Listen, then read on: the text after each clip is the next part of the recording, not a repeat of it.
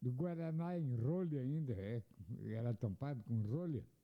Foi nesse tempo, mais ou menos, que um rapaz tinha um programa numa rádio em São Francisco do Sul e resolveu vir para Joinville e aqui foi submeter a um teste na então Rádio Colom AM. E o cara que fez o teste com ele, é um daqueles grandes sábios, disse a ele, não dá, aqui não dá. E eu estava ouvindo o teste, falei, esse cara tem, já tinha ouvido o programa dele lá de São Chico, esse cara tem potencial. Aí chamei ele no canto, aguenta aí que... Depois arrumei uma oportunidade para ele na rádio difusora e depois, quando foi se montar a primeira programação da Colom FM 89, o então diretor Juraci Ribeiro me pediu um auxílio para montar a programação e eu coloquei esse rapaz lá. Ele nunca soube direito da história, nunca fiquei propagando isso também. Só daquele tempo do cara que diz o que a mão direita faz, a esquerda não precisa saber. Depois ele soube, me agradeceu e tal. O nome do rapaz, Nilson Gonçalves. Aí que tudo começou, se tornou vereador, deputado, programa de sucesso na TV, mas tudo teve um começo. Eu estou contando isso porque, sabe, uma notícia que tem tomado conta aí dos sites, jornais, é a exoneração do Roberto Salum como chefe do Estado, né? do PROCON. É um cargo de confiança. E ele foi denunciado por uma moça, e apareceu agora uma outra, por assédio sexual. E o Roberto Salum, que sempre foi radialista e jornalista e homem de TV, conseguiu ser um dos deputados federais mais bem votados por causa de um programa de televisão. E assim nós temos vários exemplos de políticos que se elegeram através das suas atuações no rádio, na TV. Assim foi com o Roberto Salum, hoje exonerado ali do PROCON por assédio sexual a uma funcionária. O que isso tem a ver com rádio e televisão? Tem, porque ele foi eleito deputado federal, agora não se reelegeu, e assim nós temos uma série de exemplos de deputados, políticos. E agora, o mais recente, vocês não sabem ainda, eu soube ontem, lembra do Roberto Gaúcho, que saiu aqui do Joinville, ponteiro esquerdo, Roberto Gaúcho, que se consagrou no Cruzeiro, sendo o cara que fazia os cruzamentos por Ronaldinho, fenômeno, fazer gols lá no Cruzeiro. Pois é, o Roberto Gaúcho é candidato, é pré-candidato a vereador em Belo Horizonte. O futebol também elegeu e não elegeu, fez justiça e não justiça com alguns jogadores, astros. Quem tem coragem de alguma coisa contra o Nardella em Joinville? Ninguém. O Nardella é o símbolo exato do cara correto, do cidadão direito, do grande jogador, do maior ídolo do Joinville. O Nardella foi candidato a vereador 2 vezes e não se elegeu em nenhuma delas. Chegou a assumir um curto período a vereança, porque era primeiro suplente, assumiu, mas nunca se elegeu vereador. O Nardella, as coisas mudam, principalmente em política, em alguns lados para bem, para outros lados para o mal. Então, a gente fica pensando se houve alguma evolução em relação a saber em quem votar ou não houve? Não votou-se só porque o cara era bom de rádio e de televisão.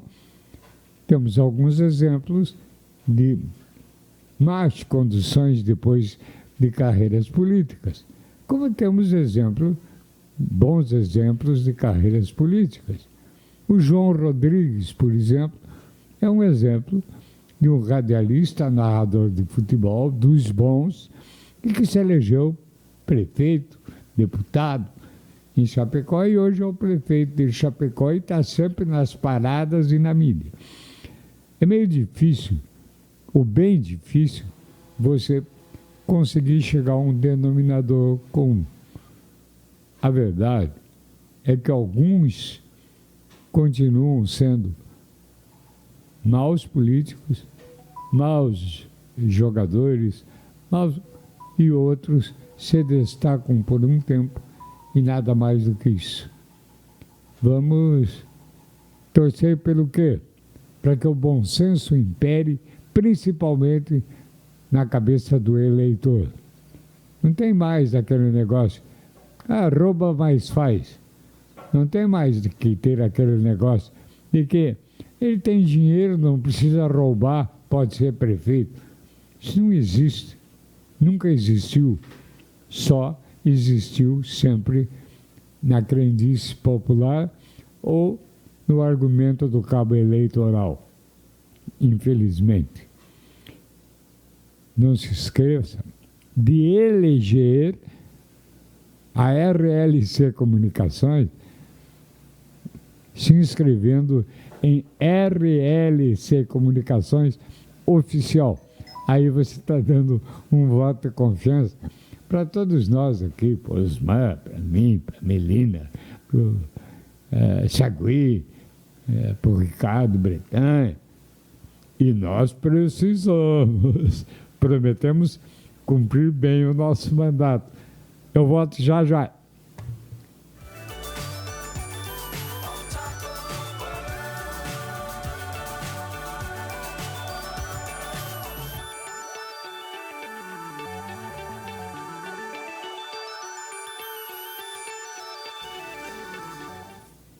Esse aí é o Pinóquio. Eu, sinceramente, não falei nada ontem, que era 1º de abril, porque alguns, mais céticos, poderiam dizer que eu estava mentindo. Então, deixei para falar hoje, desse 1º de abril, essa história que antes tinha aquela brincadeira de pregar uma mentira aqui no cara, daí dizer que é 1º de abril. Isso também parece que está passando. Nas redes sociais, o mais divulgado ontem, do 1º de abril, foi que a origem é em 1951, quando os palmeirenses começaram a espalhar que tinham um título de campeão mundial. Diz que foi a primeira vez que se usou o 1º de abril no Brasil. Mas, falando sério, 1º de abril, as versões que eu acredito mais, você não precisa acreditar, foi quando houve a mudança lá na Idade Média para o calendário gregoriano. O calendário que era usado até então,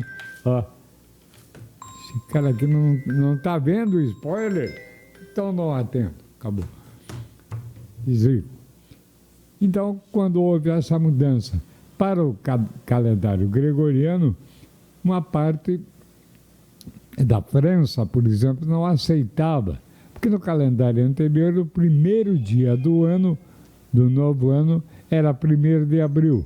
Como os franceses não aceitavam, eles passaram a ser objeto de gozação de muita gente, que convidava eles para uma festa no dia 1º de abril, uma festa que não existia e nem iria existir. E os trotes aí começaram, e é claro, espalhou-se isso pelo mundo. No Brasil, um registro histórico, e que, sei lá por quê, eu acho que é confiável. Eu falei acho? Não. Eu acho que é confiável. Em 1826, um jornal mineiro chamado A Mentira, o nome do jornal era esse, A Mentira, noticiou, no 1º de abril, a morte de Dom Pedro. E era mentira. E aí começou essa coisa de mentir no dia 1º de abril. É um registro histórico, acredita quem quiser. Mas como ficou isso muito passado, isso é coisa do passado, brincadeira de escola, de brincadeira no trabalho, aos poucos começou a se esquecer essa tradição da mentira do dia 1º de abril, salvo algumas pessoas que ainda aproveitam a data para fazer brincadeiras. Tem gente que começa a mentir antes de 1º de abril, já mente na Sexta-feira Santa. Pois é, ninguém me contou. Eu vi um político fazer uma postagem no Facebook na Sexta-feira Santa, dizendo que estava assistindo, visitando a mãe e assistindo a missa com ela. Eu falei, que missa? Está sendo político, mentiroso e ignorante. Sexta-feira Santa é o único dia que no mundo, não há nenhuma missa na Igreja Católica. É o único dia do ano que não se celebra a missa.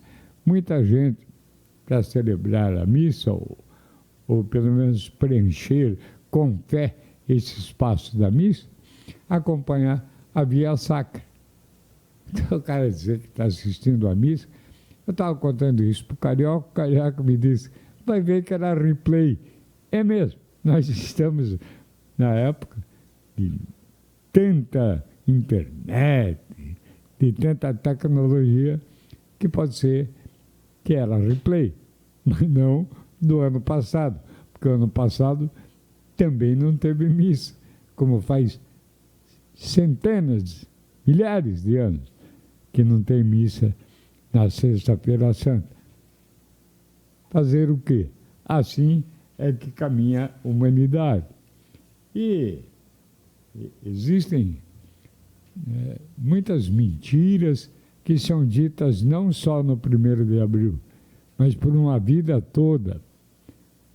Li também na internet um negócio que me comoveu e que deve ser a realidade, isso é verdade, para muitos idosos. O idoso no asilo disse, hoje eu sou um tanto faz para quem eu tanto fiz. Infelizmente, é verdade. O Osmar está chegando, já vem aí, com aquela força total. Se segure, rapazes, que vem bomba. Valeu, um abraço.